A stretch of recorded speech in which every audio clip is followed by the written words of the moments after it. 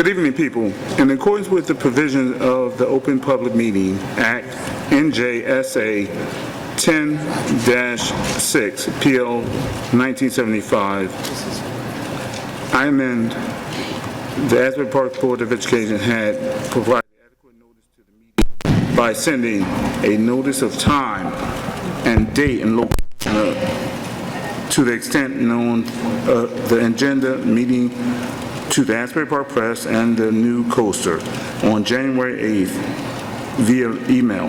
Copies of this notice have been placed at the Administration Building Bulletin Board, District School, Asbury Park Municipal Building, Asbury Park Police Department, and filed with the City Clerk of the Municipality of Asbury Park Department, and with the City Clerk on January 8th, 2024. Our mission statement: Asbury Park School District will provide all students with a comprehensive and progressive education where everyone possesses the skills and character to succeed in a diverse, evolving global society. Roll call. Ms. Glassman?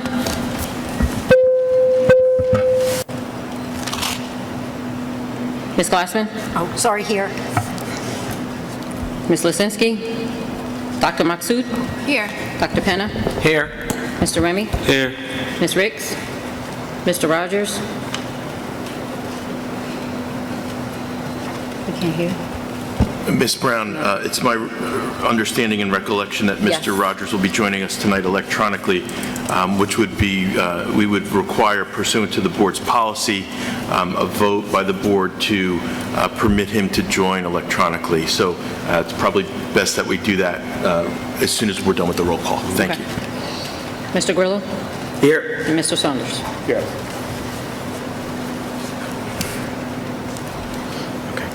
Let's you, Make a motion. Can I make a motion to allow Mr. Rogers to participate in the meeting electronically? I will second it.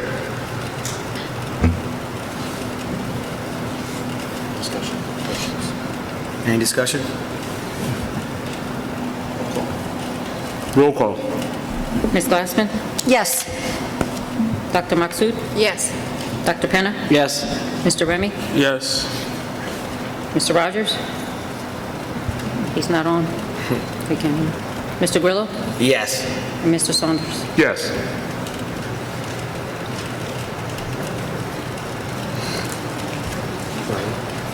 Let's move it, and we can do the flag salute.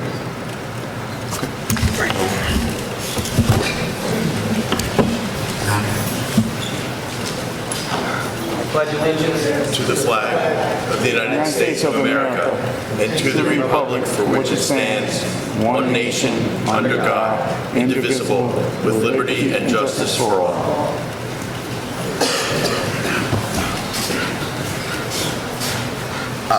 Mr. President, if it pleases the board, I just have a question to ask. Besides Mr. Rogers, are folks going to be able to participate or attend online as well, other than him? Like the general public? I just want to make sure the Teams link is up for that. It would be my understanding that that would be the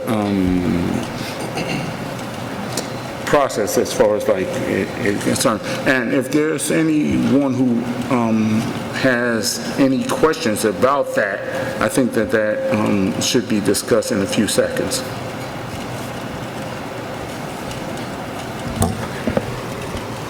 Do we have audio video connections with the public as far as we know? Yes. Okay. So that's a yes, Mr. Gray. All right.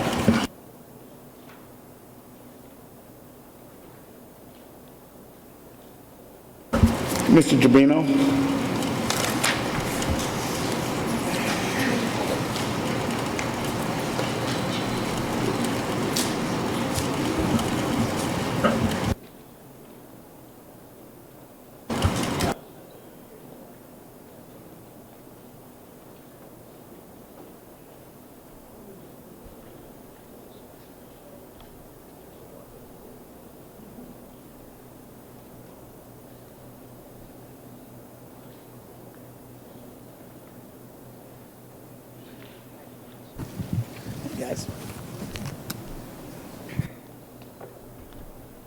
evening. Tonight, I'm going to give you a little presentation about things that have been going on in the district, things that we're working on, and also to talk about why we are where we are with the budget. I know it's a tenuous time right now, and we've been working hard to try to do everything we can to keep the district whole. It took a long time for this district to get to where we are at this point. Okay, it's been going on for years, but here we are. Now we are stuck in the position we are in right now, and I have to try to make it work, which I will make it work. But I also want to reiterate that these are my ideas of what you see tonight. I know it's out there. Some people saying, oh, he's being told what to do. No one tells me what to do. I'm making these decisions. Some of these things you're going to see tonight I've had in my head for the last 15 years when I previously tried to be the superintendent of the district and we started restructuring. So I'm going to go through what we're looking at, where we came from, where we are, and where we want to be.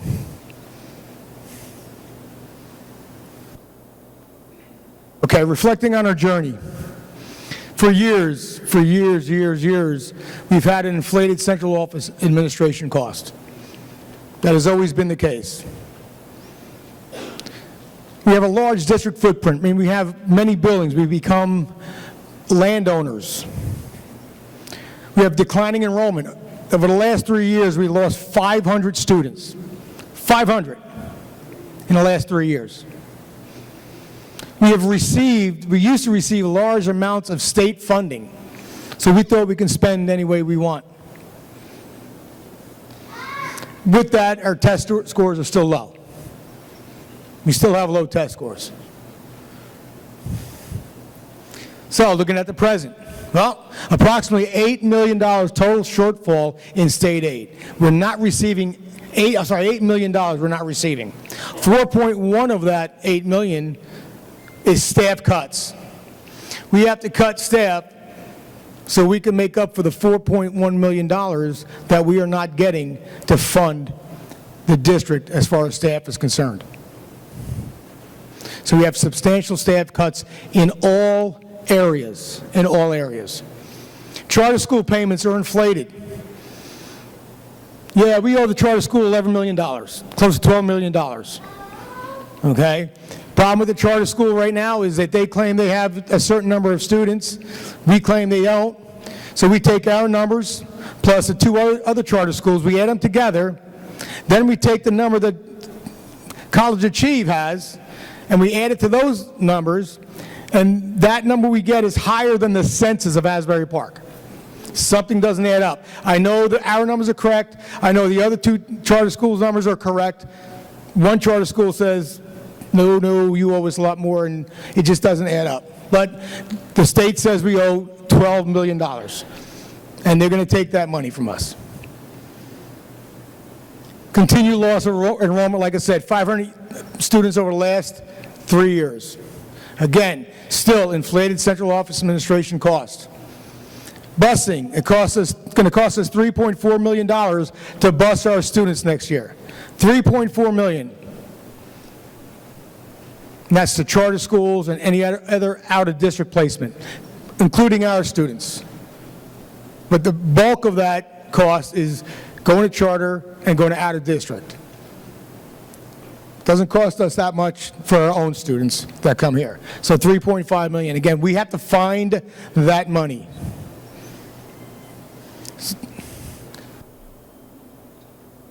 But moving forward, we have to figure out where we're going and how we're going to get there. And it's going to hurt. It's going to hurt. It's not going to be easy. So it's something I read years ago. The Commission recommends that schools be restructured to become genuine learning organizations for both students and teachers, organizations that respect learning, honor teaching, and teacher understanding. We need to restructure. We need to change what we're doing. Why? Well, we do not have the funds anymore to live large like we have in the past. It's not here. So, planning for the future. Well, what I'm looking to do, is make a more efficient, cost-effective central office. I'm restructuring central office due to loss of funds. I'm restructuring it. I'm changing it. And I can. Looking to cancel the lease at 910 4th Ave. That's central office. We pay next year $270,000 in rent. This year is $265,000. Next year is $270,000, and the year after that, $275,000. It's a lot of money that we could be using in the district. So I want to get out of there. I want to get out, and I want to move central office. And we have the rooms in our buildings to move central office. We have the room. And looking to restructure 2 elementary schools. Several reasons why. Doesn't save staff, really. But what it's going to do is, it's going to take my entire pre-K population, my entire kindergarten population, first grade and second grade population, and put them in the same building so every teacher knows what the other teachers are doing. You're creating teams, cohorts. Now you know the instruction is going to be the same. No longer are they in 2 different buildings. So that now the left hand knows what the right hand is doing. And that improves instruction. So we have 2 options. Option 1 is pre-K through 2 and 3rd grade through 5th grade. So right now we're looking at one building be a pre-K to 2, another one 3 to 5.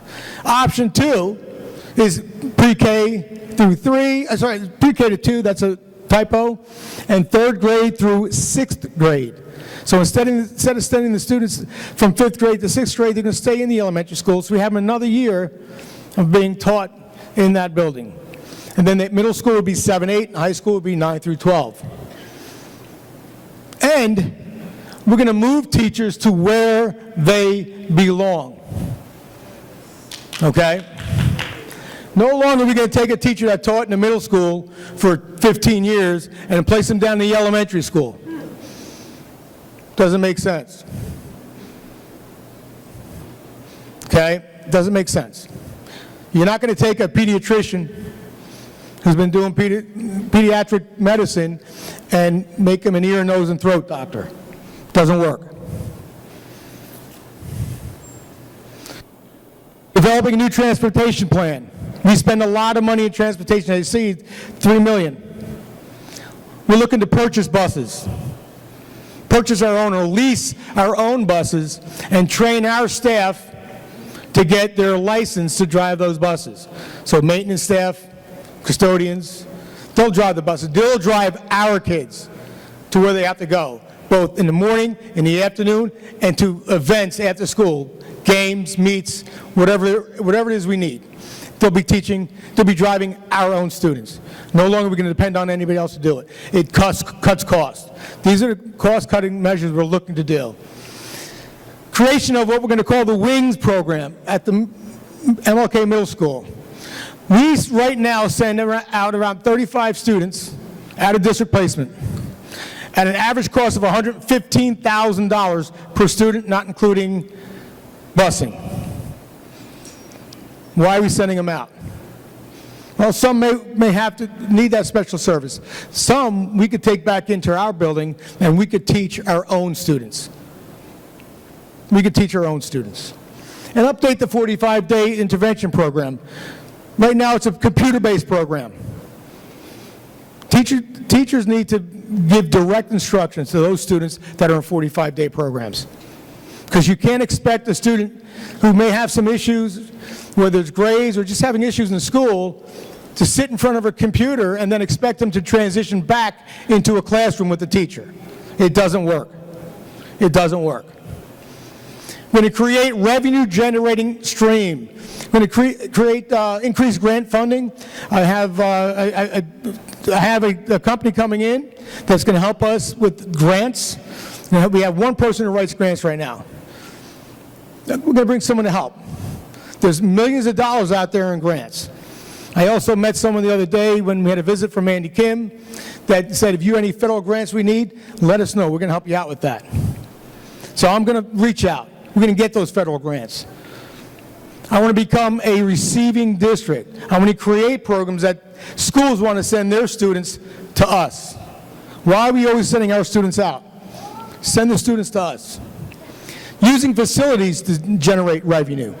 We got the Obama School that can be used. We got the track and field that can be used, baseball fields. We're going to be having tennis courts soon. We can use those to generate funds, bring money into our district. Looking to bring back the CTE programs, engineering, nursing, phlebotomy, the building trades. They're needed. They're needed. We started working, trying to bring back building trades. I was working with Ms. Abez Anderson, and we had a program, but they only wanted to work with students 18 years or older, so we had to cancel that, but we're still looking into getting a program that will come in through Monmouth County. Looking to working to sell the maintenance building. We have a piece of property that we can sell and bring maintenance to a building we already have. It's going to save us money. And that building would be behind Barack Obama. We have the space, okay? We have the facility there that we can be turned into a maintenance building, okay? Possible relocation of ITC, either at the Parent Center or Barack Obama. Again, another building we don't need. We're not landlords.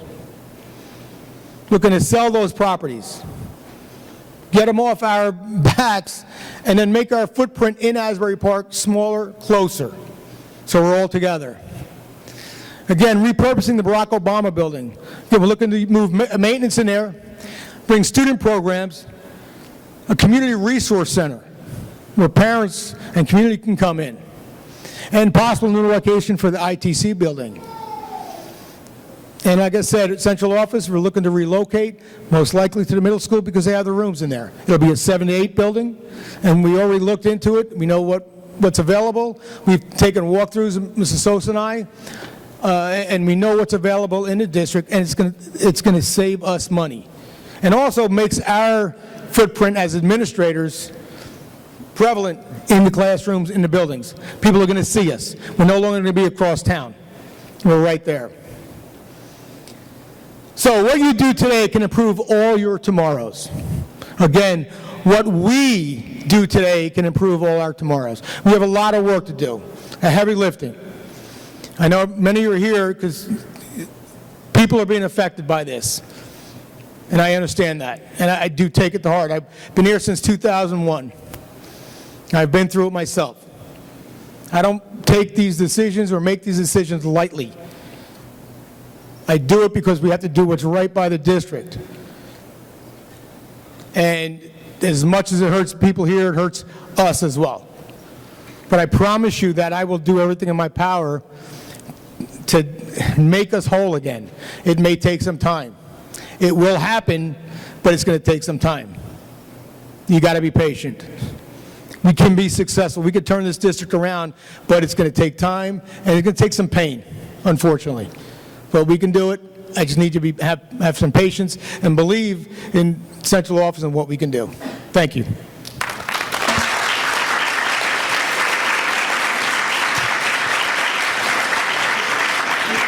Thank you, Mr. Giardino. I just want to give a shout out to the Finance Committee as far as Ms. Glassman as well as Mr. Grillo, and I've been in those meetings and I'm saying like it's tough. Everything is not right as far as like even with S2 and things that have come down the pike, but I can say that they are working hard. They are definitely working hard, without a doubt. And I just want to give a kudos, a shout out to those people on those committees, and just to let them know that, listen, we appreciate you. I've been in those meetings, I'm like, oh God, and it's tough. But moving forward, we got, like Mr. Giardino said, we want to right the ship.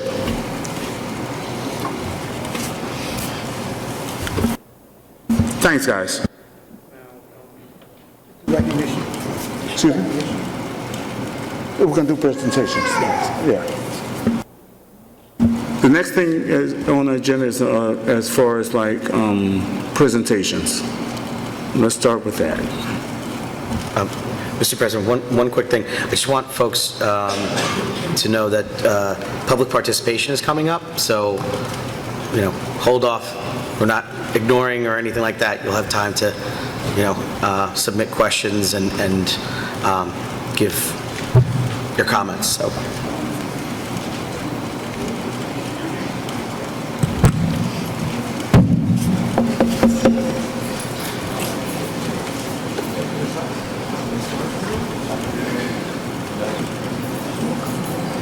All right, good evening. We're going to do it a little bit differently today. All the principals are up here, but we want to individually recognize everyone. So I'd like to start with my student of the month. This young lady is impressive with her grit, her resolve, her intellectual capacity. She has aced every class in all marking periods, is a prime example of what we are capable of, what our students are capable of, and what our staff are able to help cultivate. So I want to recognize an 8th grader in the Dream Scholars Program, Jayla Mozo Rojas. And I'd like her parents to come up as well. Come on, guys. Come on. Come on, Mom and Dad. I don't think Mom and Dad heard you. Do it again. Are you Mom and Dad? Mom, Dad. Bye, Ma. So this is yours. Go ahead. Thank you. And this is yours. And we're gonna take a picture.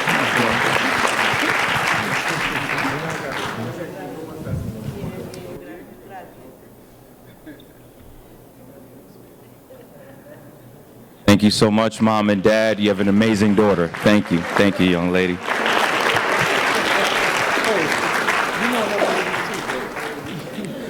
And next for MLK is our staff of the month. She has tirelessly worked with a lot of our students, a lot of our staff. I can count on her to help in the morning. I can count on her to help in the afternoon. She has been nothing but professional, wonderful to work with, and I'm happy that she is a part of our team, Miss Lene Brown Foster.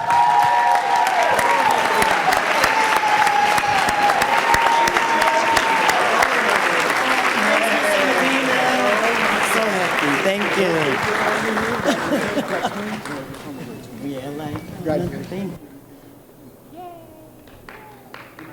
Thank you. Thank you. At this time, it is my honor and privilege to introduce the Bradley Elementary School Student of the Month, none other than Cameron Freebie. Cameron's teacher would like to speak. Just to let you know, I'm going to do a shameless plug. Cameron's going to be our drum major tomorrow for our Bubbles for Autism, doing an awesome job. Hello, everyone, and thank you for joining us tonight to celebrate Bradley Elementary Student of the Month. As you are all aware, April is Autism Awareness Month, a month to celebrate neurodiversity. And I would like to highlight some of the growth this little girl has made from September to now. From her communication skills, social skills, independence, following a multi-step direction, answering questions, and many tasks that are essential to everyday life. It is my pleasure to announce Cameron Kai Freeman! And please join us tomorrow for our Bubbles for our event, Bubbles for Autism, on the soccer field at 1:30. We just have some spirit wear for Cameron. If we, Cameron, come on back, baby. Here we go. Yep. And Mom, this is for you. Thank you for blessing us with Cameron. Cameron's out. We'll Photoshop her in. It's cool. Yes. At this time, it is an honor and privilege to introduce the Bradley Elementary School Staff Member of the Month. Behind every strong teacher, there's a para, and me being a para myself, when I tell you I recognize our paras, paras rock, paras rock, paras rock, paras rock.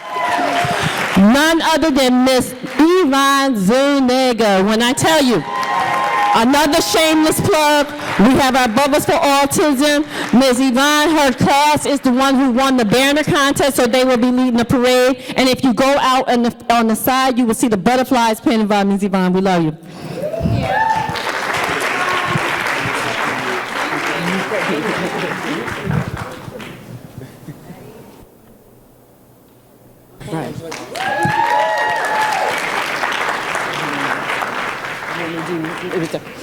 Okay, so Miss O'Neill was not able to make it tonight, so she asked that we do her staff member and student of the month. For her student of the month is Tasia Hill. A little bit about Miss Tasia. Tasia is a senior graduating in a few weeks. Congratulations, Tasia. She has been a cheerleader at the Asbury Park High School. She serves as a co-president of the senior class. To say that Tasia embodies Blue Bishop's spirit is an understatement. She goes out of her way to include absolutely every student in the events and celebration that we have at the Asbury Park High School. She is the first one in line to volunteer at our fundraisers, and she works alongside her teachers and leaders to make positive changes to the school. We are excited to see what Tasia does in the future. Congratulations, Ms. Tasia.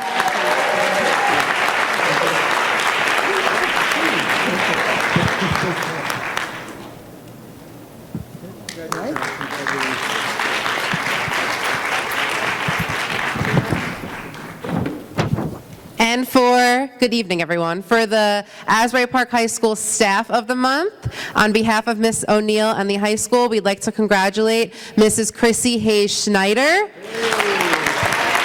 Mrs. Schneider is serving in her first year as a high school teacher and has gone above and beyond to build community at APHS for our students.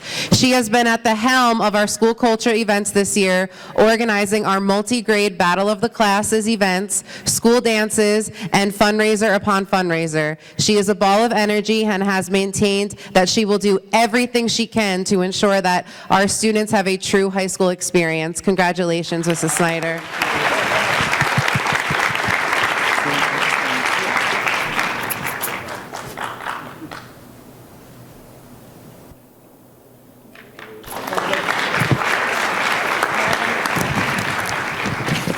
I'll do my student first. Yeah, that's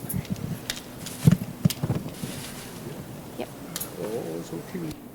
On behalf of Thurgood Marshall Elementary School, we'd like to start off with our Student of the Month. And before I do, I'd like to welcome Miss Archie Belfort up here to grant our Student of the Month her award. She is our student's teacher. So Miss Archie, please come up.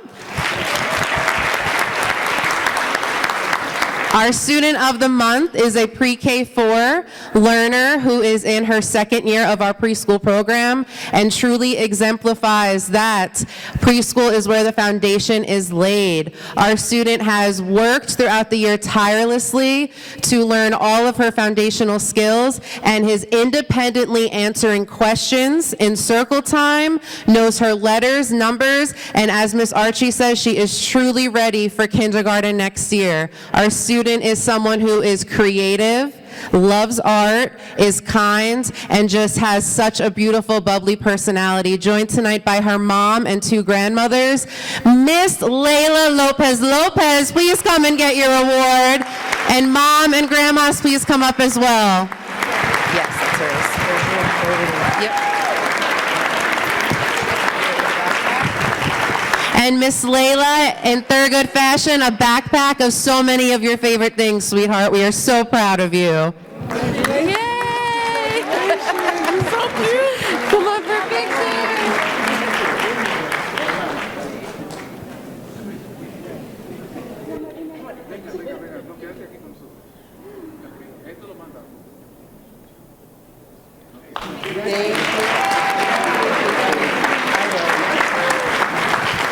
Oh yes, her certificate. And there you go. Thank you, Miss. And now for the Thurgood Marshall Staff Member of the Month. I am going to read this staff member's nomination by her colleague, Ms. Ferber, and on behalf of our fifth grade team that she works with, which includes Mr. Hamilton, because the words written truly exemplify the wonderful educator that our Staff of the Month is. Ms. Cortez is a dedicated teacher. She always goes above and beyond to meet the needs of her students. Ms. Cortez plans and executes innovative lesson plans to keep her students engaged. No matter what the task is, Ms. Cortez finds a way to make it work. Ms. Cortez always looks for ways to incorporate new strategies and approaches to daily routines and instruction so that all of her students are successful. Ms. Cortez is a team player. It is such a pleasure working with someone who really cares about our students and is willing to do whatever it takes to ensure that all students feel confident and successful in our classroom. Whether she's leading our PBIS team or helping in the hallways or handling business in fifth grade with her team, Ms. Cortez is truly it at Thurgood Marshall. So please come up and rightfully so accept your award. And she is joined tonight by her beautiful family, her wife, son, and daughter. Congratulations, your mother is a wonderful, wonderful person. They should be up here taking a photo.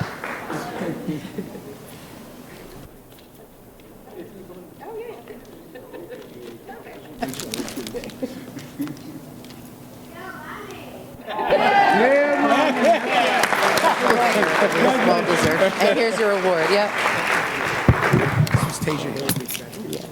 That's it, right? Yep, that's it. Thank you.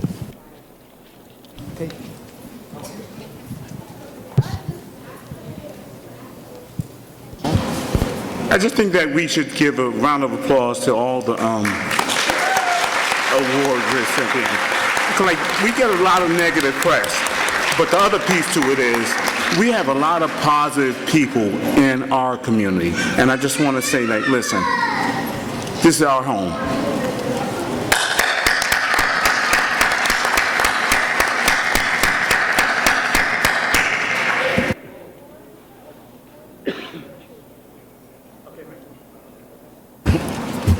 Now we're doing committee chairs. I'm going to start with Ms. Glassman.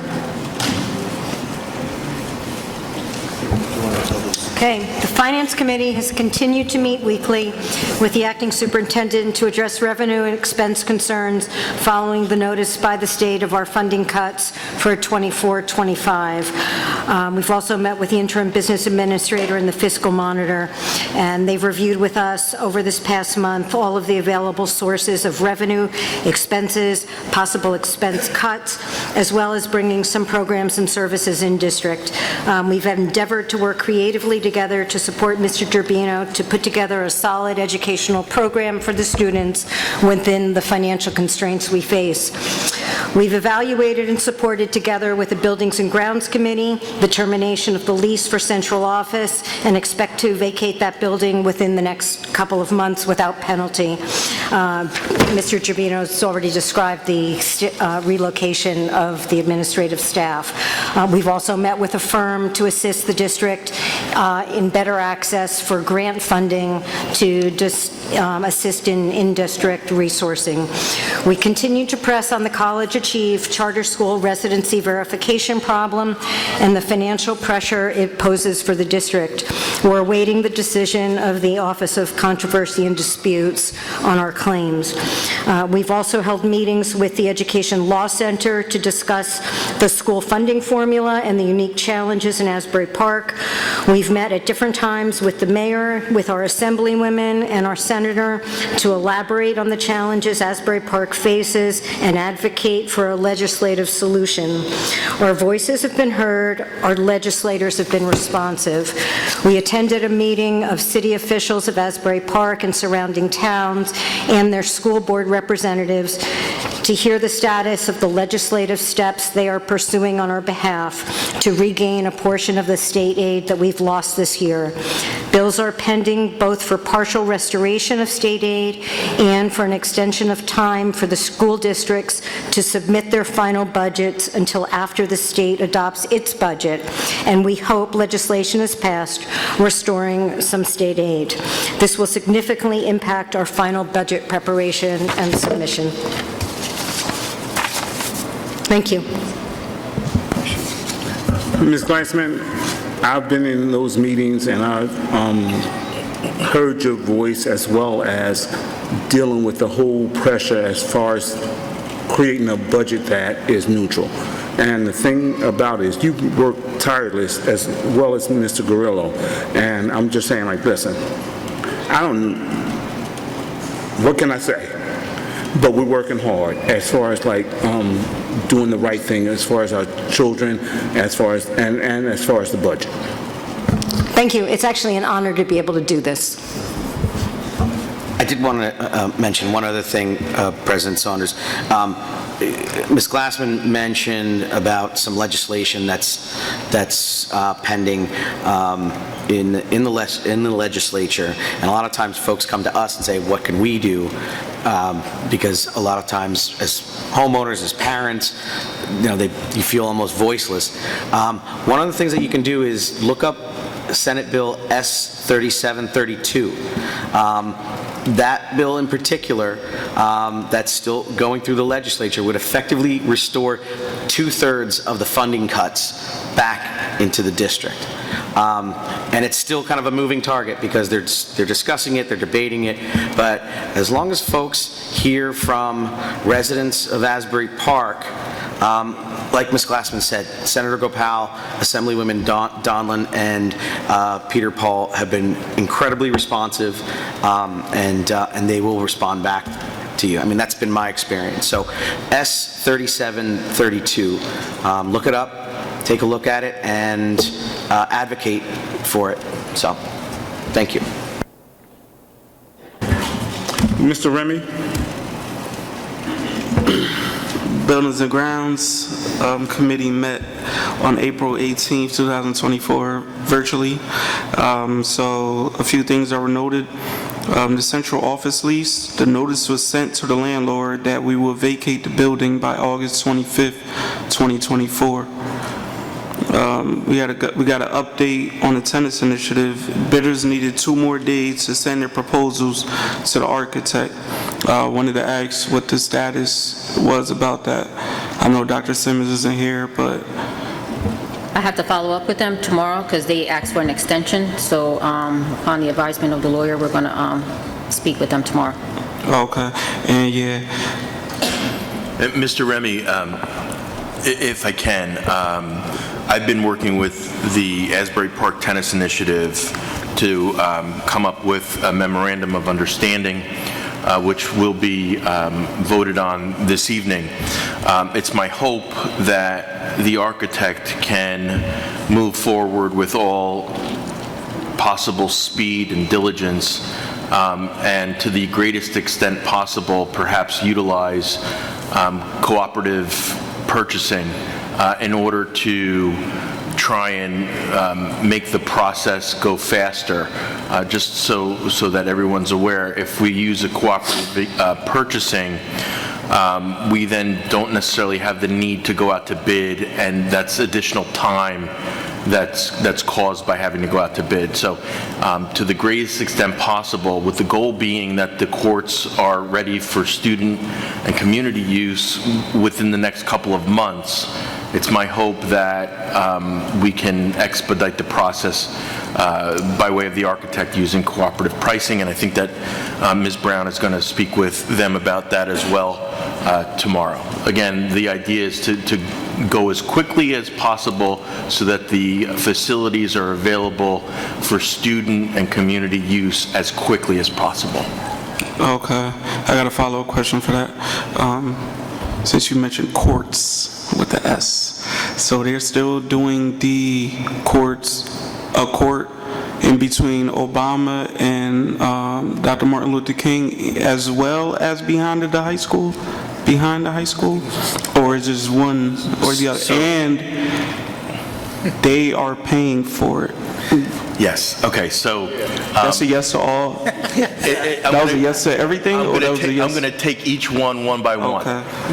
With regard That's why to you're the... a lawyer. I see With that. regard, just so that we're clear, with regard to the number of courts, it's 3. So the district will have 3 fully functioning, fully usable tennis courts. As far as the locations, That's at the middle school. they'll be at the middle school. All of them at the middle school, if I'm not mistaken. So, Later on, so what's going to happen, they're going to start with the middle school first. Once that's done, they're halfway done with raising the money for the high school. That will be the next location. is there anything that we have in place to lock it down? Because I wouldn't want them to just do the middle school and then all of a sudden a year goes by and they say, oh, we don't want to do beyond high school anymore. And that's a... And they got what they wanted. That's a great point, Mr. Remy. Right now, going back to, I think, your third question, right now, it's a total of $350,000 that's being donated to the district for the construction and refurbishment of the tennis courts. So it will, to answer your question, it will cost the district nothing. And the memorandum of understanding that you'll vote on tonight will indicate that it's not costing the district anything, and to the extent, God forbid, that the funds are recalled by the group that donated it to us, or the group that donated it to the group that donated it to us, the district will nevertheless not be on the hook for any of those funds. And that's the way that memorandum of understanding, that's the way I drafted that memorandum of understanding that's on the agenda for tonight. Okay. Thank you. Can we also kind of mention, the reason why the decision was made to refurbish the courts at the middle school was because the cost fell into the same amount of money as the grant award, right? And then we had a meeting where they committed to raising the money necessary to redo the tennis courts at the high school. The problem is, the ones at the high school cost something like, what, $2 million, $1 million, or $2 million to redo? Let's say that the land and the topography is a little different at the high school, which is going to require additional, I'll call it remediation before it can be utilized for a tennis court. So to be clear to you, Mr. Remy, and everybody in the room, it's the Asbury Park Tennis Initiative's hope that in addition to the $350,000 that they're donating to us, that they can raise additional funds to give to us to work on those high school tennis courts. Thank you. And it brings up another question. Is there any initiative, like a basketball initiative, that would do the courts behind the high school? So we received a grant for about, I think, $100,000, and we're going to be refurbishing the basketball courts beyond high school. Okay. All right, thank you. All right, I'll continue with my agenda. All right. So we also discussed if the board wanted to lease on our buildings, and the Board of Education will have to create a policy and regulation. So that conversation basically started when we mentioned Obama. Since it's vacant right now, can we offer a lease to any organization or company that would like to lease it? Just like how you mentioned programs and things like that for the community, to the community, that type of thing we discussed.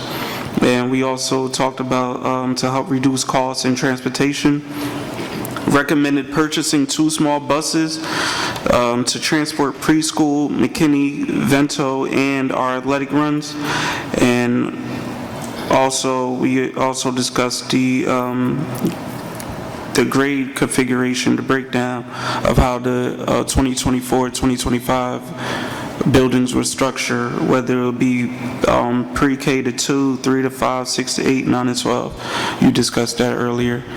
And I got another question. Are we accepting the donation from the Little League? Yes, that's on the agenda for tonight. All right, thank you. That concludes my report.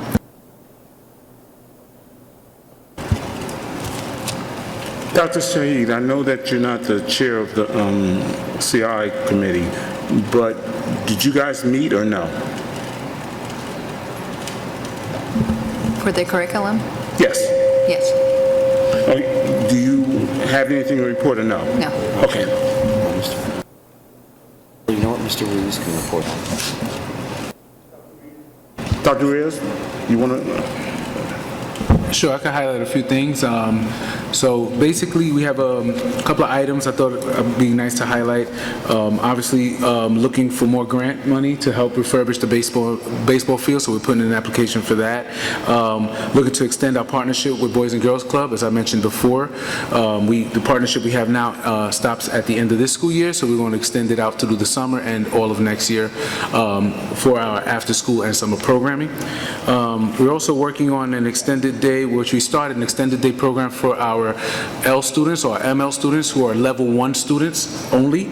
And I'm happy to say that actually this is an amendment to a proposal that we put on that you guys approved months prior because the number of students and parents that have applied to have their students come has expanded. So we have to expand the program and have the teachers using the funds that are earmarked exactly for that. We are doing we have a partnership with NJIT so that the engineering students in the engineering program have the opportunity to take college credits and college course credits. Estimated cost of about $5,000, $150 per credit. We're also looking at a honor day. The police department invited students, high school students, to attend honor day on May 25th. They're going to transport the students. It's not going to cost the district anything. It seems like a great event. And lastly, I will say that we have a Future Greats pilot basketball program that's coming in to have a basketball program for grades 5 through 12 at the middle school, which will run from 5:30 to 8 at night. So that way you kind of get an idea of where place is in the time frame. No cost to the district, but it'll give our kids a place to go and something to do on Mondays and Thursdays. That's all I have.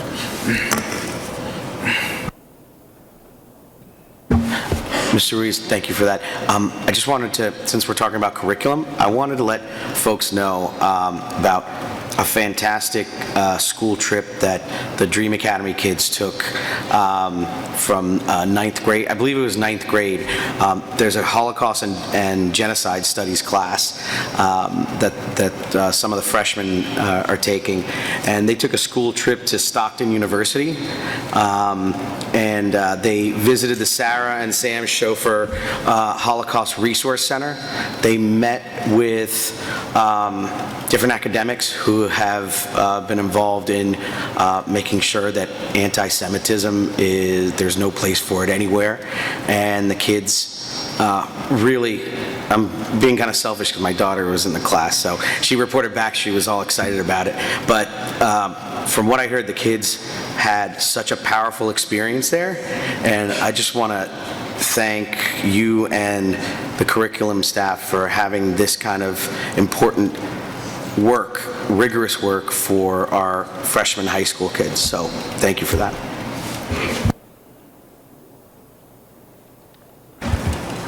Thanks, Ms. Grillo. Policy, Dr. Penna. Thank you. Policy met April 18th at 7 p.m. virtually. There was an update on the use of facilities commitment fee and correct charges for district staff. There was no comments for any of us on the second reading, and it's up for board approval. Thanks.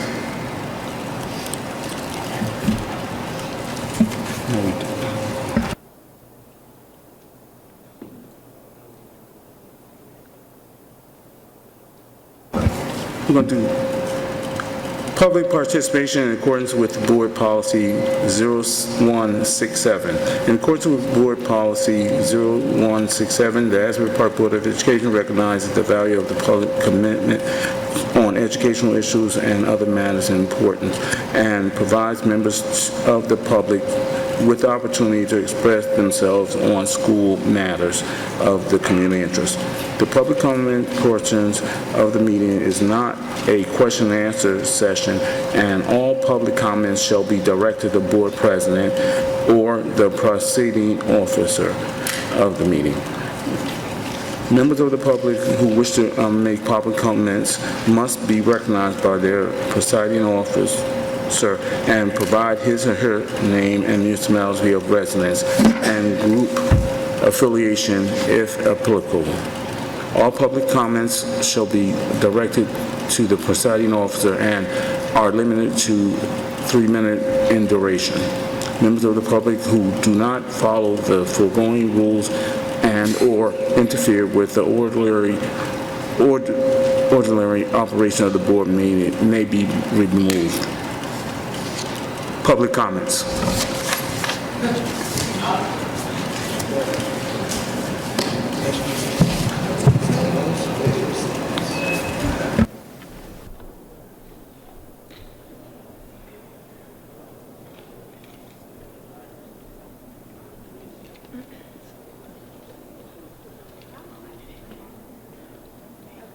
Good evening, President Saunders and the Board of Education members. My name is Danielle Petrucci, and I'm a resident of Middletown. I'm standing here with the team of the Child Study Team and related services here at Asbury Park School District. I am a learning disability teacher consultant on the Child Study Team here. I am also the APA Secretary. It saddens me that here we go again for the third year in a row. The agenda includes the elimination of critical positions that we need in order to operate this district and support our children. There are teachers, instructional coaches, reading specialists, counselor, secretary, and a social worker listed to be eliminated. And yet again, hidden just below the list of RIFs on the agenda includes the termination due to reduction in force of our bilingual Haitian Creole speaking social worker, our team member. It's also sad that I didn't even have to rewrite this speech. I'm using it from last year. This is the third year in a row we're here to advocate for this staff member and this position. This is not only just a number that you see on the agenda. Her name is Cassandra Marshall. Please refer to item 2C with her employee number.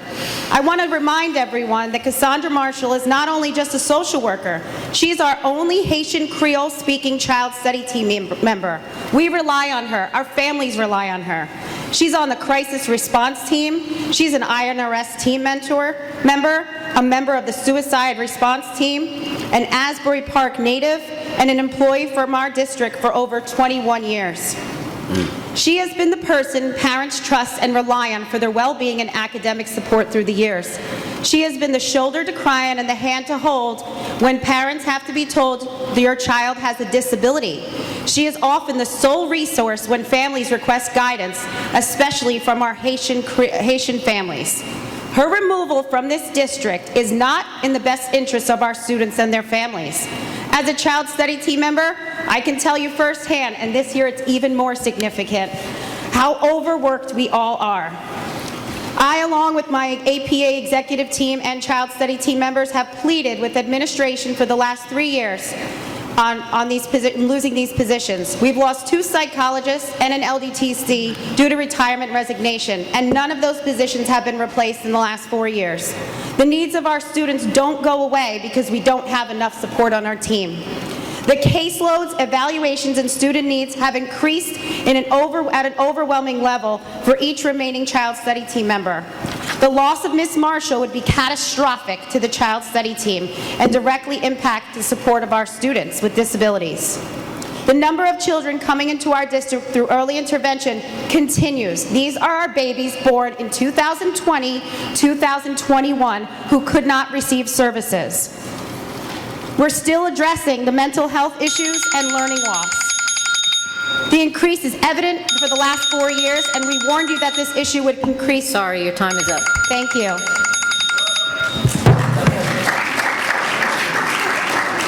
Ms. Petrucci, if you wanted to I hate cutting folks off, but if you have something written down and someone else from the team can probably identify themselves and continue with it. It's fine. Right? Maureen Casey, 1670 West Princeton Avenue, Brick, New Jersey, retired speech therapist, worked here for 35 years. These are still my colleagues, these are still my friends, and these are still my students. I beg you to please reconsider the decision to terminate Mrs. Marshall from our child study team, your child study team. We urge you to consider the impact and what Mrs. Marshall's presence in this district means to our students, along with many of those other people on the agenda. Thank you.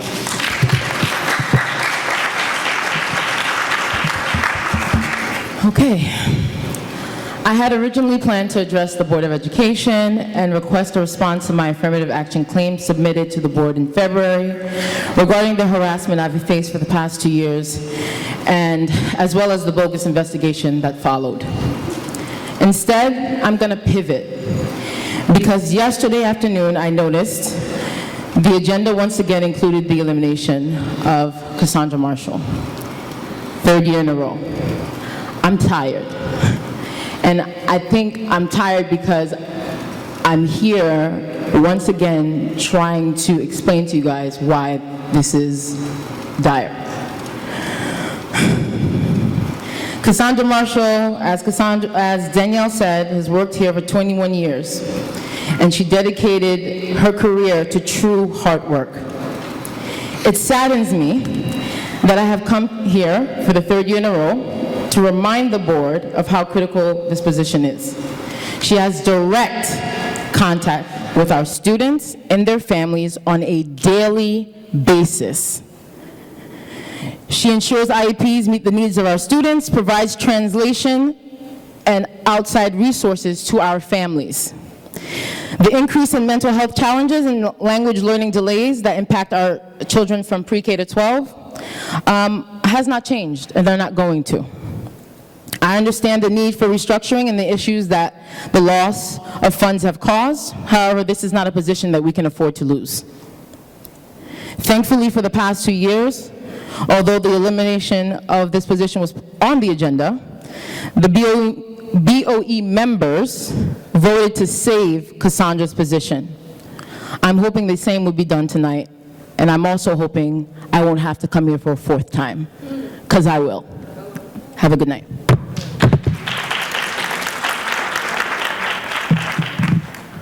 Good evening, everyone. My name is Sean Hamilton. I'm a 25-year classroom teacher here in Asbury Park, currently teaching 5th grade math and science. I reside at 84 Creek Road in Keensburg. And I hope you don't mind, I'm going to read, because usually I just ramble on, but I need to collect my thoughts.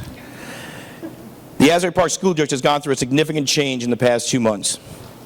The association leadership, and I am the treasurer of the APEA, understands the significance and serious budget cuts that are looming this evening. We also have a clear understanding, because for the first time in several years, the association leadership has been apprised of what is going on and how it will affect our members. This hasn't happened since Sancha Gray was here back in 2021. Staff members, and you see them out in force, are here this evening to express their frustration, not with this board being forced to make drastic and significant cuts, but to express their anger at the state of New Jersey for putting our district in this place. The only positive thing about these cuts is simple. The cuts are across the board. For years, we've been saying that central office kept getting bloated and bloated and bloated. Every new superintendent came in, brought their people in, and our voices were silenced. That's one change I'm glad we see here today. We urge the board to continue to lobby Senator Gopal, as well as Senator Scuteri and Sarlo from the Budget Appropriations Committee, as we are as well. We're confident that together we can put back some of the lost funding that we have lost. We must also point out that we have a far better chance of restoration of funds than we did 2 months ago. We thank Acting Superintendent Gerbino, as well as board members, for meeting with Senator Gopal to create a strong working relationship, one that has been lacking for some time. I urge this board to think about these cuts. Some of these cuts are well needed and long overdue. When I heard people standing here with Cassandra Marshall, again, 3rd time she's up here, we have a significant population of Haitian children. They keep on coming, the numbers keep on growing, and what do? We're cutting staff that can service those students directly. The plan is to move central administration into the schools, having the supervisors that are here become actively involved in direct student contact. Those are goals that I think we all can achieve. But getting rid of Cassandra Marshall is a bad, bad choice. It may look good on paper in the short run, but when you look at the end game, we're going to fall very, very short in achieving our goals for our Haitian community. Thank you for your time, and thank you for listening.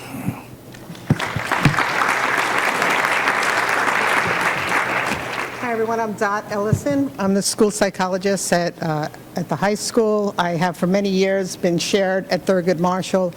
I've been here for almost 18 years, and of those 18 years, I've worked with Cassandra for 18 of her 22 years.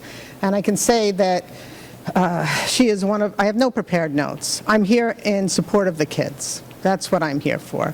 And when I look at the budget, when I look at the numbers presented, my looking at that says every one of those numbers should translate to services for our kids. Every single one of those numbers, because you have to look at it as a business, but we have children and families whose lives depend on those numbers translating to services for our children. Top-heavy administration, that has served career aspirations and egos. It has not served our kids. So I commend those choices and those decisions. But when we're looking at line for line and who is serving our children, Cassandra Marshall is one of the most knowledgeable, most compassionate case managers I have ever worked with.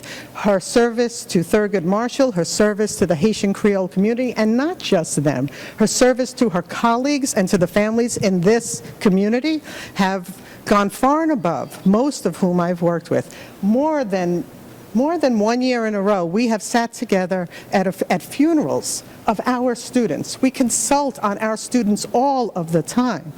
We have a mental health crisis in our community. We're still getting over the trauma of COVID. Every year, sitting next to Cassandra at a funeral of one of our kids, if that's not a mental health crisis, I don't know what is. To eliminate one of our mental health workers, because that's really what she is. She's not just a case manager. She doesn't just write IEPs. She counsels students, she counsels parents on informal and formal bases, and she supports her colleagues in doing the same in all of the other buildings. That is one place where I would hope you not eliminate funding. One place where students are directly being served, our families are being supported, and our colleagues on the child study team are being helped and worked with in supporting the rest of the families in our district. She's outstanding at what she does. She's compassionate, she's knowledgeable, and she's been here long enough to have forged meaningful and true relationships with our families. We can't afford to lose her. Thanks.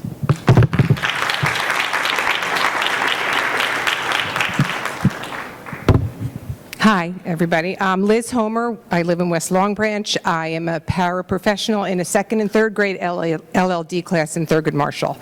I'm also here to speak for Cassandra Marshall, advocating for her. She is our students' case manager. Most of my students, she's the case manager for. She is so much more than a case manager.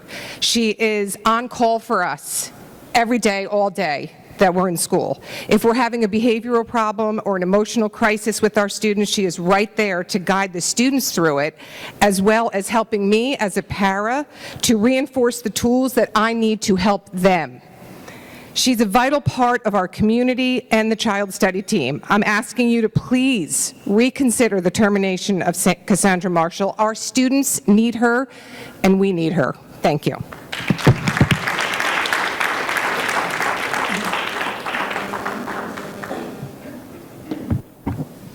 Good evening, Asbury Park Board of Education. My name is Nancy Phillips, and I'm actually homeless. I don't even have an address. But I'm here because I like to support my hood. I was listening to the board speak, and I was kind of confused when y'all mentioned the Barack Obama school, only because the last time I heard the word Barack Obama, it was linked to has asbestos, it was linked to the building is filled with asbestos, and that it's so much asbestos in that building that they can't even tear it down. That is the reason why that Obama school is still standing, unless y'all cleared it out for asbestos, I don't know. know. The reason why y'all don't have funding, because every time the state give y'all money, y'all rob the community. It's all over the paper. Also, I would like to speak about, I noticed y'all worried about sports, the tennis field, instead of actually worrying about computers and ACs and stuff like that that's actually going to benefit the children. The reason why the student enrollment is low, because y'all cannot pass basic skills. Who want to send their child to a school who cannot pass basic skills? And the reason why the attendance is low is because all the kids are getting kicked out and people are moving into Asbury Park, buying up $1 million condos. So if the kids are getting evicted because the rich people want to kick them out and buy condos, what do you expect? Of course the attendance is going to be low.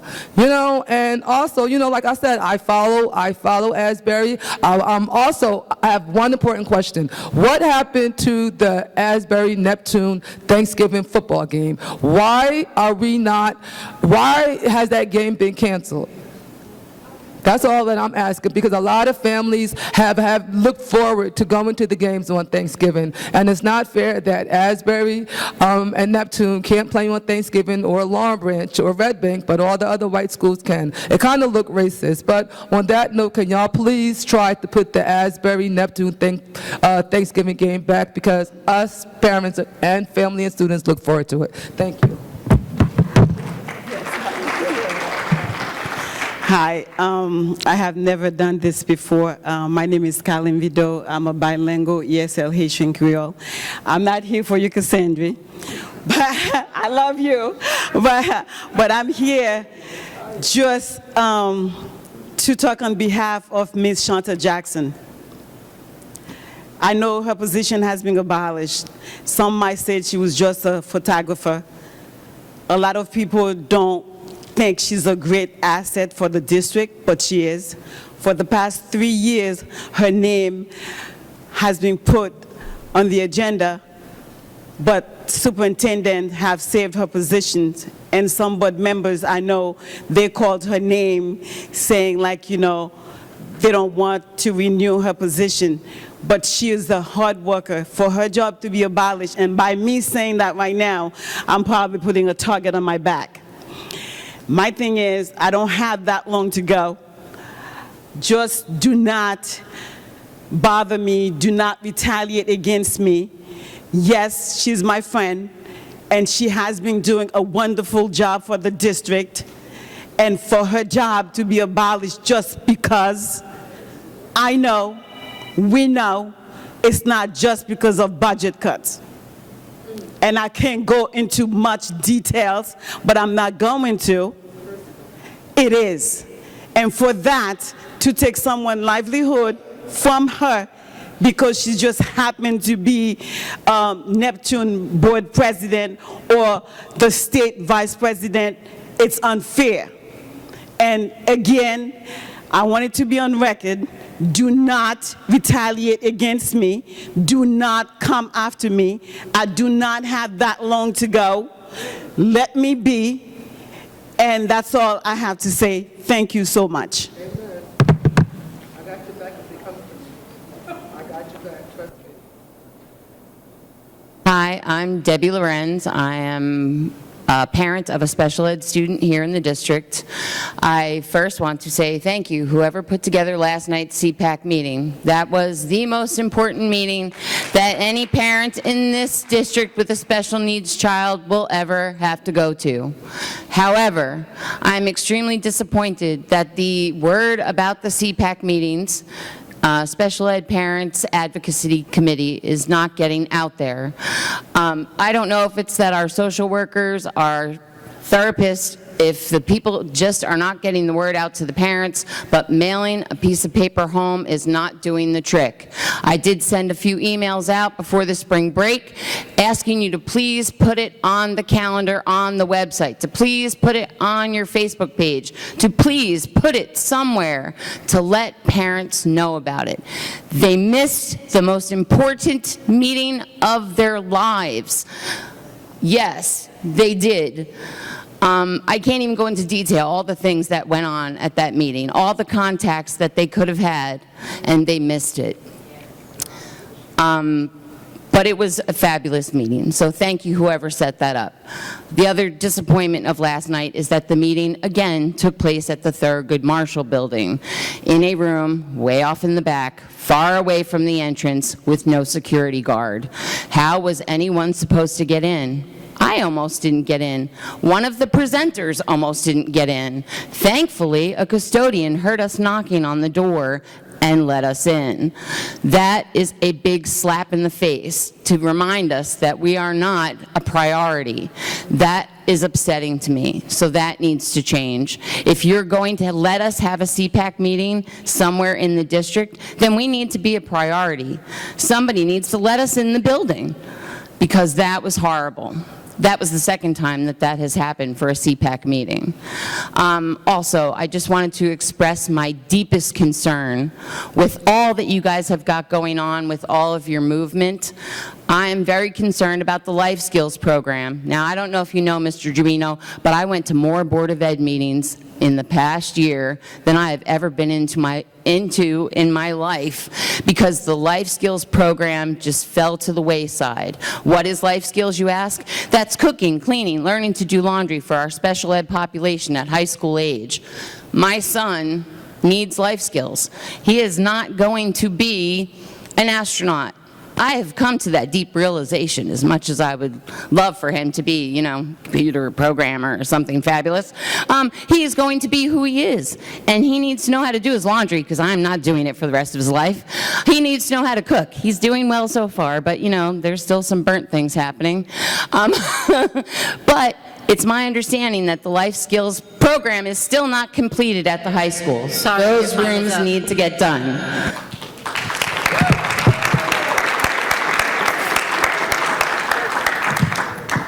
Good evening, Shelley Sanders, Chatwell Court, Neptune, New Jersey. I'm a teacher at MLK Middle School. I came up to say thank you to the board. Last board agenda, you allowed the class of 1990 through 1999 to have a mega reunion, and it was epic. People were so happy to come back to Asbury Park High School to be able to see the building. We had an old-fashioned homecoming dance, and it was amazing. So I want to say thank you for all the Asbury Park alumni. We really enjoyed ourselves, and we appreciate you.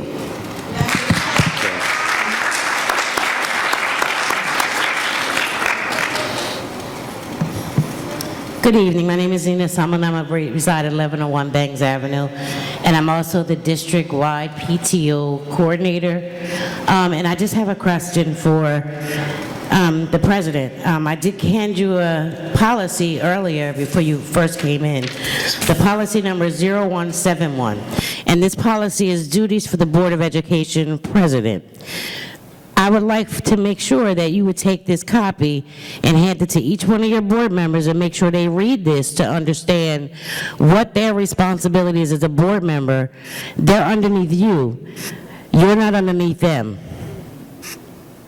This way you step up and take care of responsibility as our board president and follow through on what you've been put in that chair to do. That's what I say to you. The other issue I have, President, if you could actually have a meeting with Giovino and find out. The last two meetings that I was here, you guys keep saying that we have children that we're paying other districts for these kids to go to school. What are we doing about recouping that money that we're spending for these children and they're not going to those other schools, or they're not residents of Asbury Park? So how are we going to recoup that money that we're spending for our kids to go out, for other kids to go out of district? What are we doing about that money? And what are we doing about following up to make sure these kids that we do pay for, they're actually our children and not children from other districts? So those three questions I leave in your hand. So the next board meeting when I come back, I don't want to hear, oh, Ms. Zena, I don't remember. Okay? So I'm holding you responsible from this day forward as our board president to say, you guys are asking people to stand at this podium and address their questions and concerns to you as the president. So I'm going to make sure that whatever questions that I bring, and most of anybody else that brings up here, since they're addressed to you, I'm asking you to please follow through on them. Can you do that? So I'll wait until, I'm not going to hound you, but I will wait until the next board meeting to see if these issues have been corrected, or if there's any solution that we need to bring out to the community and say, hey, even though we're saying we have an $8 million deficit, we still have children that we're paying for it that we shouldn't. Sorry, your time is up.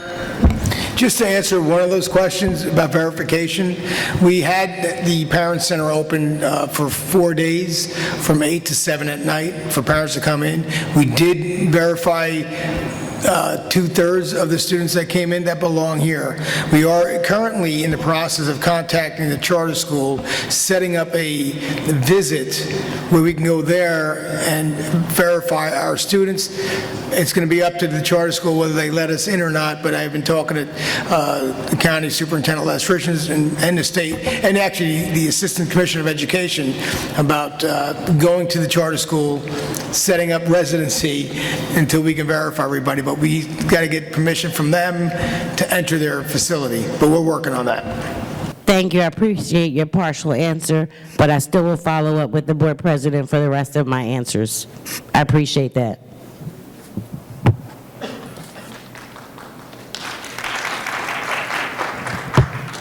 Hi, John Scully. I'm a resident at 1307 4th Avenue.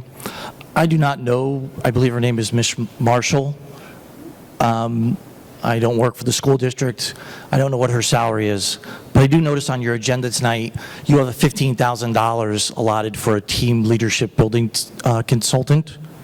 You also have $7,000 allotted for the board members and other staff to go to a convention. It would seem to me that that $15,000 and that $7,000 could certainly be applied to her salary and better use for the students. Thank you.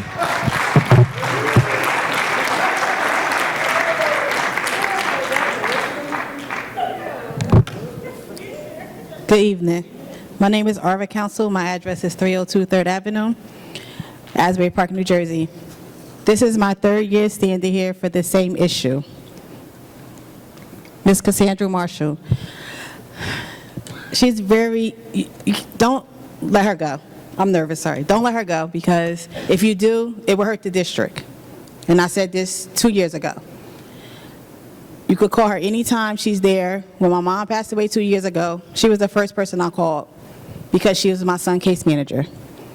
And social work, especially with kids that has ADHD, autism, is very important.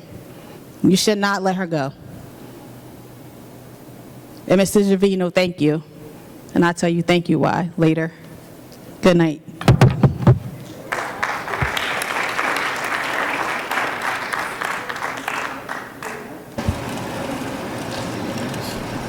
That is a public participation comment of this meeting.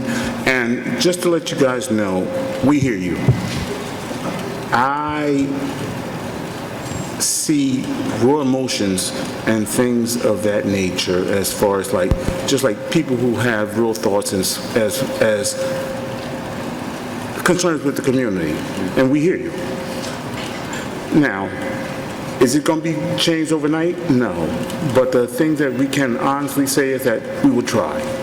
You got 9 members of this board that are trying to do their best, and it's tough. Whether budgetary cuts or anything that is going to disenfranchise our community is hard. We hear you.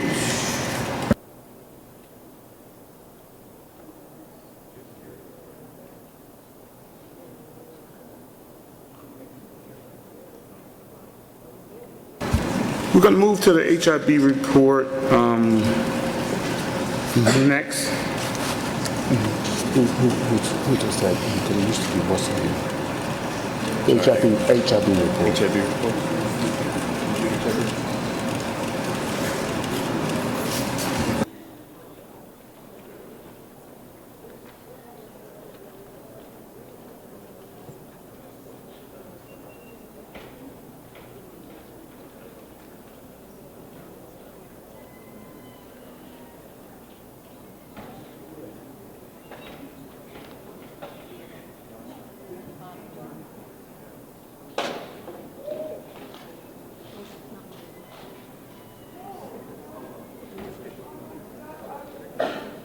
just say we're going to hold it. We're going to hold off on the HIB report, and we're going to do the superintendent report. Mr. Wills? I'm sorry. You just gave Mr. Ruiz quite a big promotion. I gave my report at the beginning. And so we'll skip to the state monitor report.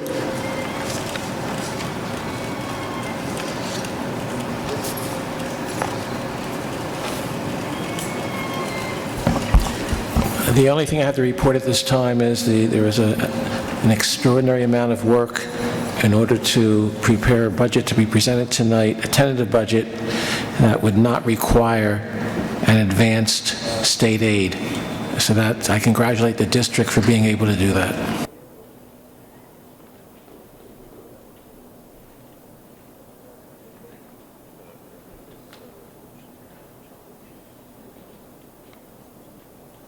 I'm going to read for the members of the public a resolution commemorating National Child Abuse Prevention and Awareness Month.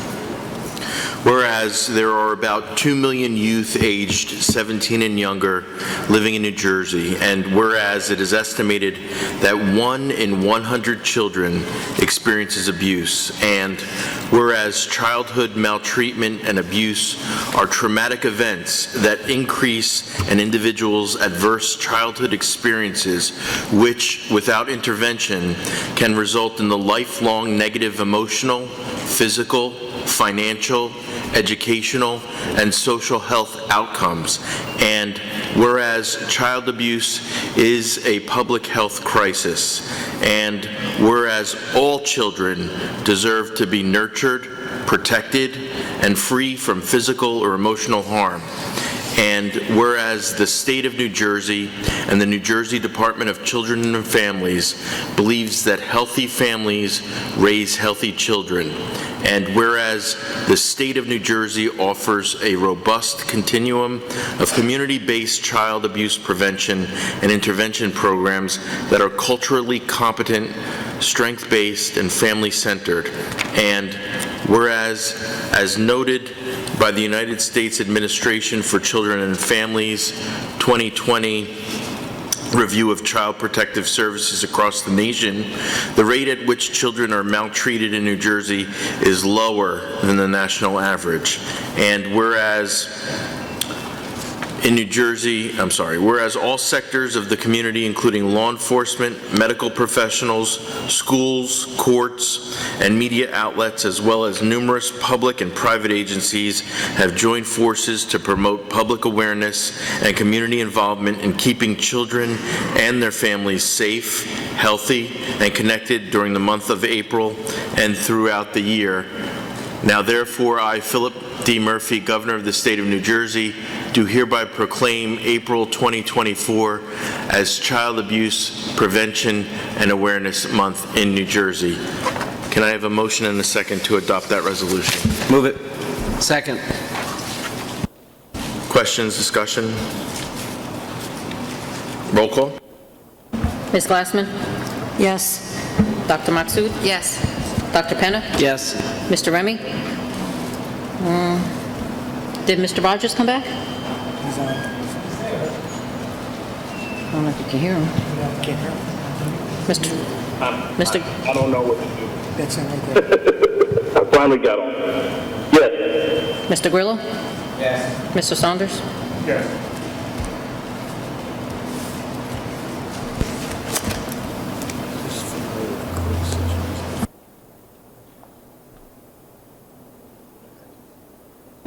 I have a motion for acceptance of minutes, A3, number 14. Move it. Second.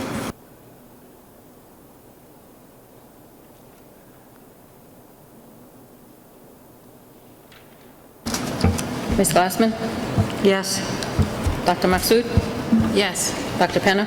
Because I wasn't present, I abstain. Mr. Remy's not back. Mr. Rogers? Mr. Grillo? Yes. Mr. Saunders? Yes. Mr. Remy's back.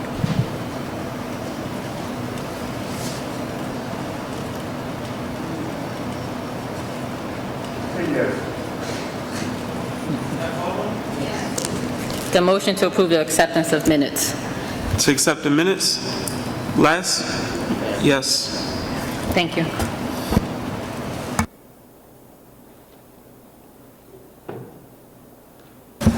I think we're going to pivot a little bit and do. Excuse me? Yeah. Do a consent agenda because we will have extensive executive session. So therefore, I think that Mr. Tribino, you're first up, right? To do B1, to be.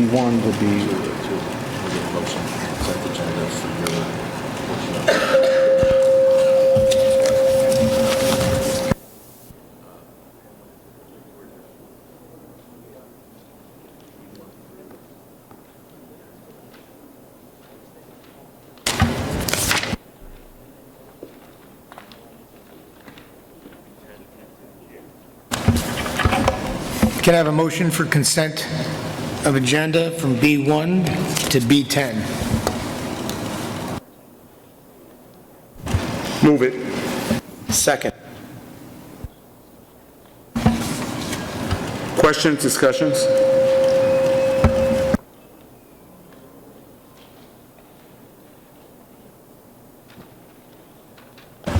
Roll call. Ms. Glassman?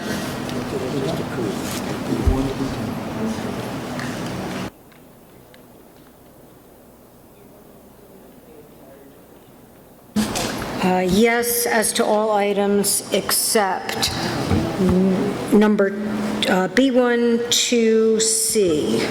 So no.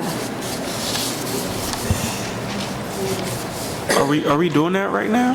We're doing that right now. We're doing it right now because, just to let you know, because we're going to have a closed exec, and it's going to... So why don't we go to closed exec before we vote on this first? It's going to be too long.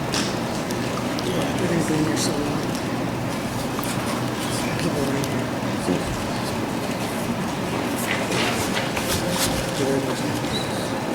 there. Under the circumstances, it might be a good idea to withdraw the motion because it appears that board members want to discuss certain matters on the consent agenda B1 through B10 in executive session.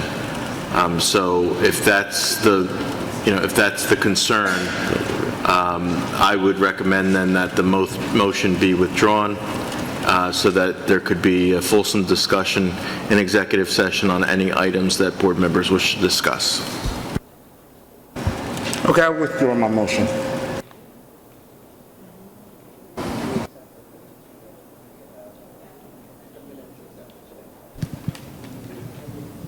Can we get the minutes accepted, the rest of them, and then go to executive session? Right, It's there's like two closed more. session minutes and special meeting minutes. And then we can go. Then, yes. I'd like to make a motion to approve the minutes for the closed session meeting held March 14th and the special meeting held March 21st. Move it. Second. Oh, there you go. You seconded it. Second. Maybe I'm confused. Ms. Glassman? This is to approve the minutes. Approve minute? Sure. Yes. Dr. Maksud? Yes. Dr. Penna? I abstain, I wasn't here. Mr. Remy? Yes, I was here. Mr. Rogers? No shade.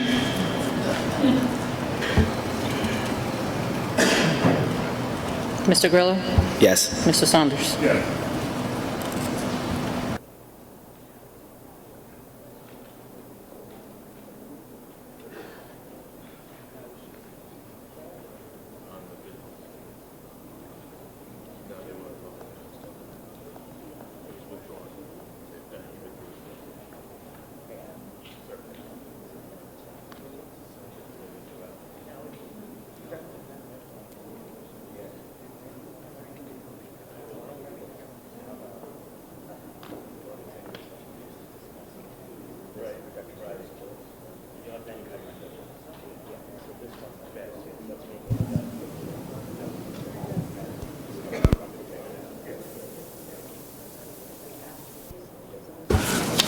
Okay, at this time, can we get a motion to go into executive session for roughly 15 minutes to discuss items that are included in the superintendent's consent agenda, specifically personnel?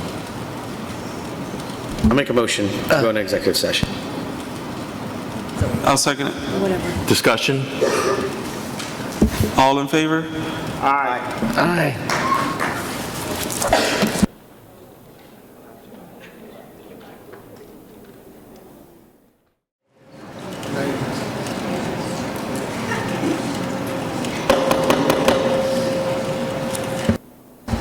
Motion to come out of executive session?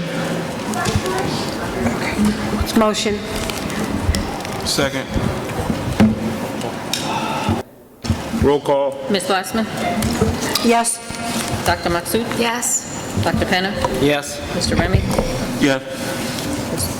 Is Mr. Rogers back? Yes. Mr. Grillo? Yes. Mr. Saunders? Yes. Okay, we're looking at items B... 1 to B10.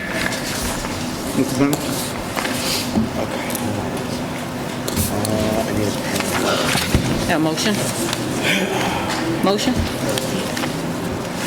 Is there a second? Second. Questions, discussion? Ms. Glassman? Yes, oh, sorry. Yes as to all items except for B1 to C.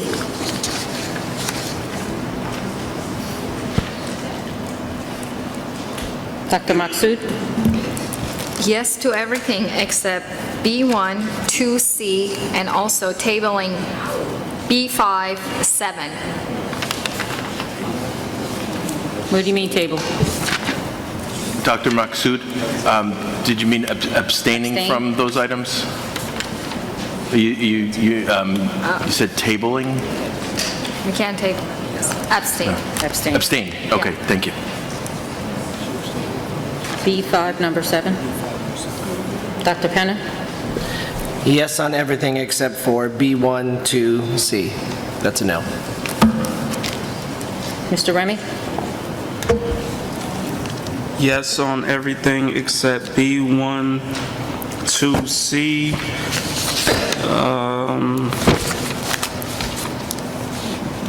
B1 1B. And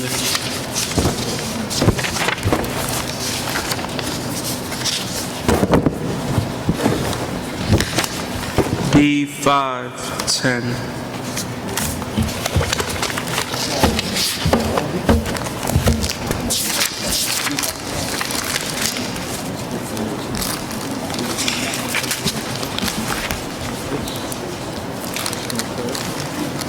So I have B1, 2C, B1, 1B, and B5, 10.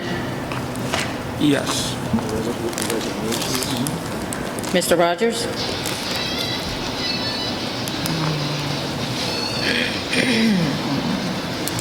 Mr. Rogers? Everything except for B1 to C. Thank you. Mr. Grillo? Yes to everything except for B1 subset 2C. Mr. Yeah. Thank you. Mr. Saunders? B1 to C. Everything else. Thank you.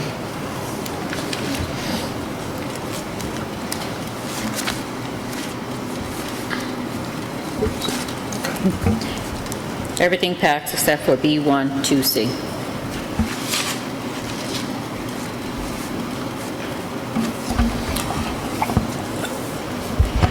So what the board actually did tonight was approve a tentative budget that is not balanced. The budget was formulated based on the terminations, resignations, transfers, etc. This budget tonight is a tentative budget, and it's being submitted to the county superintendent. The Board of Education, if they had approved everything, could have brought back employees not only at the budget meeting, the budget hearing, but also through June the 30th. So, by my authority of state monitor under Title 18A:7A-55, I am overriding the board for page B1, 2C, and I am approving the termination of employment effective June 30th, 2024 of employee ID number 43201805, social worker, due to the reduction in force in accordance with the applicable NJ statutes and rules. Employee ID number 43201805 will be placed on the preferred eligibility list effective July 1st, 2024 in the social worker seniority category.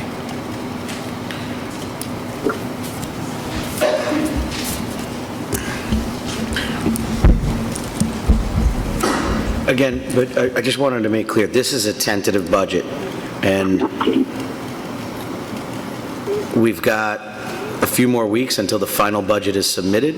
That means that there's legislation that can be passed or not passed. There could be different financial lifelines that may happen. There may be even changes in the current staff in terms of retirements or whatever else. So this isn't the final chapter, right? Essentially. Yeah, Mr. Grillo, it's my understanding that since this is a tentative budget, the board still has the ability up through, is it June, to sharpen pencils and try and find the funding to balance the budget to the extent that the board would like to move forward with the action that it took tonight, which was overridden. So in English, that means all is not lost. There's still an opportunity to find the funding to support the position that was cut this evening. And I'm sure that the administration will take all undertake all diligent efforts to try and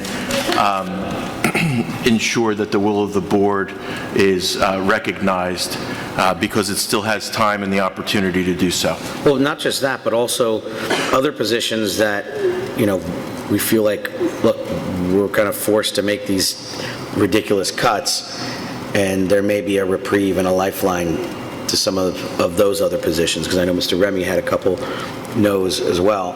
So it may change some of our votes as well. So I just want to make sure that was clear to the public. And am I available to speak? Yes, Mr. Rogers, go ahead. There was a pending bill passed to the Assembly that actually would have, if it was passed the Senate, would have allowed us to extend this budget process past the state budget, which is being negotiated with some of our Assembly people and our senator to help get that funding for some of these positions.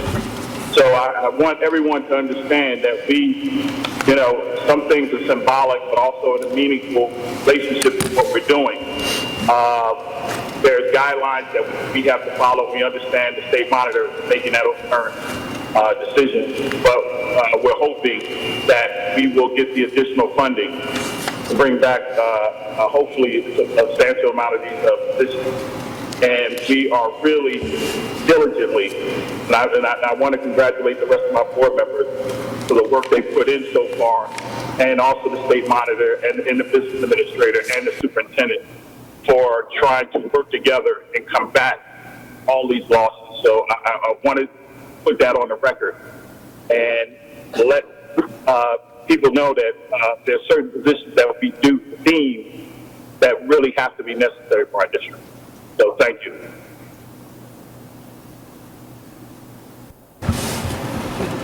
The thing that I'm looking at is, I know that this is a tentative budget.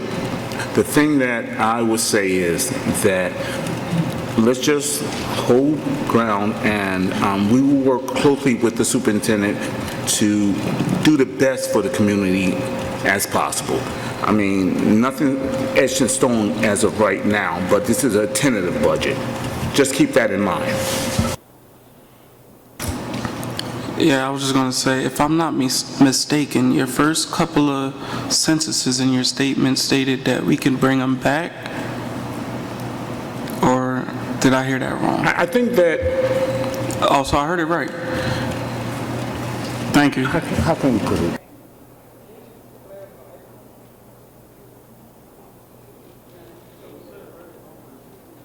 I just needed to verify. Good, verify. Yeah.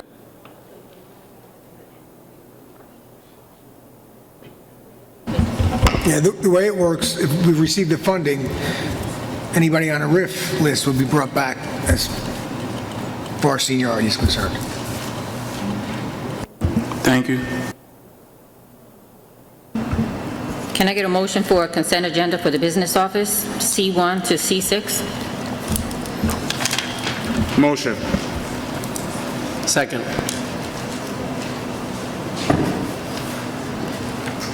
Ms. Glassman?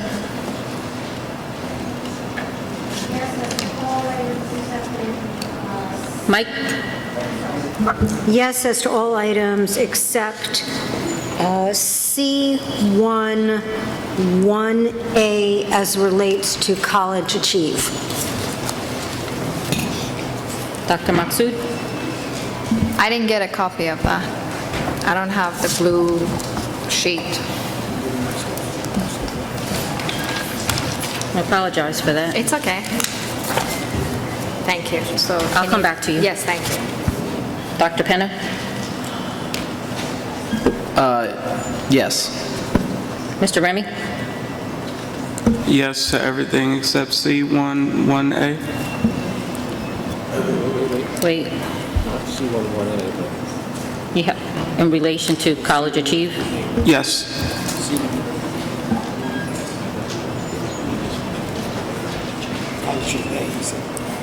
Mr. Rogers? Yes, everything C1. There's a thing, I'm not looking at mine, but attached to College Achieve, everything, yes, except for that. Thank you. Mr. Griller? Yes to everything except for any C11A, any payment to College Achieve Asbury Park, and no to C36 annual workshop. No, the bill.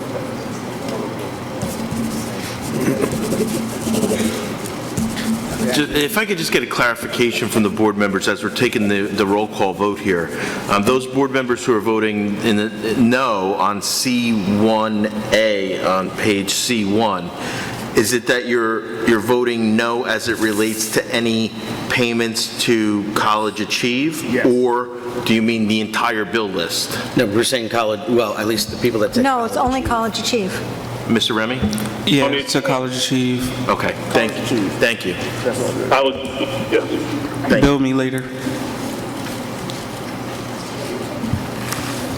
I'm ready for my vote. Thank you, Dr. Maksud. It will be a no to C1, 1A, and no to C3, 6. Thank you. Mr. Saunders? I'm going with my team. C1A, no. College Achieve. College Achieve. Right? Yes, College Achieve. And Dr. Maksud, yours, the no on C11A was only for College Achieve? College Achieve. Yes, Thank sir. you. And no to C3, number 6. Yes. Thank you.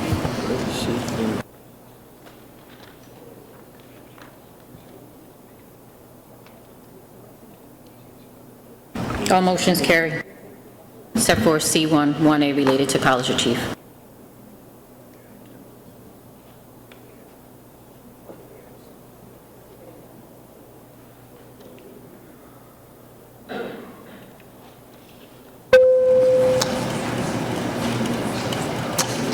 I think that at this point, we need to go back into executive session to discuss in business manner. We will be making some decision, am I correct? Yeah, we will not be taking formal action in exec. No formal action will be taken in exec. Need a motion in a second. Make a motion to go into executive session. And how long is it, are we going to probably be there for? About an hour? Okay. I need a second. It's an hour, folks. Second.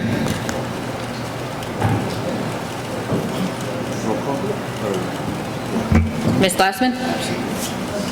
Yes. Dr. Maksud? Yes. Dr. Penna? Yes. Mr. Remy? Yes. Mr. Rogers? Mr. Grillo? I can't go in, but yes. Thank you. Mr. Grillo? Yes. And Mr. Saunders? Yes. Sorry, have it.